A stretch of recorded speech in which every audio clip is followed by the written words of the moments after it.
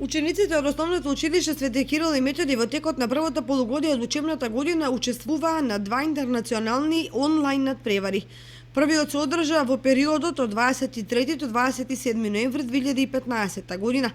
Се работи за интернационален надпревар наречен Дабар и истиот е наменет за ученици од основните и средните училишта, а има за цел да ја промовира информатиката и сродните науки. Дабар е глобален настан и во него учество земаат голем број на ученици од 44 земји во светот, а за прв пат годинава се вклуча и учениците од Основното училиште Свети Кирил и Методи.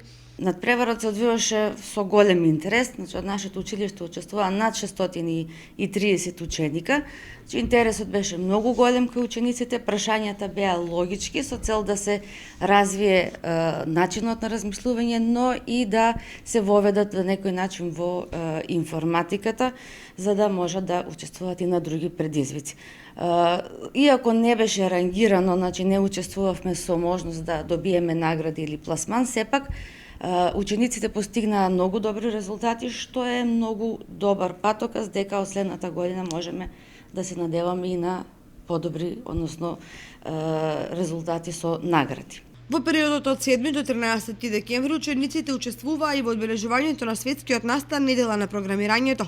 Целта на овој настан беше воведување во основите на програмирањето преку забавни активности. Целта на овој настан, тој не е надпреварувачки настан, меѓутоа е цел да се покаже дека, односно да им се покаже на учениците дека програмирањето може да биде игра, може да биде интересно.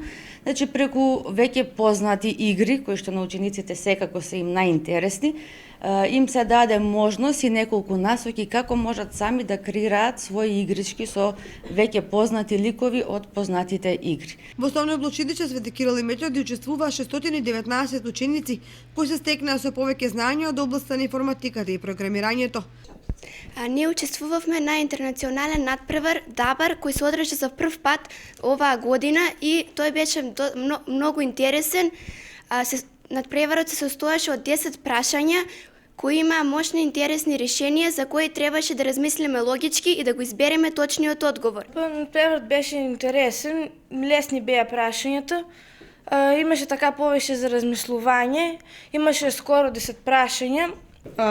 Надпреварот беше многу интересен, тој ми помогна многу за моето учење.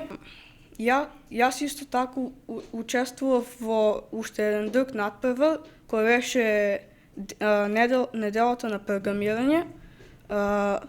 Тогаш имаше некои задачи, некои од нив беа лесни, некои малку потешки. Тие прашања беа за кодирање, за основите на кодирањето и како може да се направат игрите. Тој надпревар беше и за деца и за повозрастни луѓе. Инаку во првото полугодие од учебната 2015-2016 година учениците и наставниците од ново училиште изработија електронски училишен весник, како и повеќе активности кои се од особено значење за училиштето.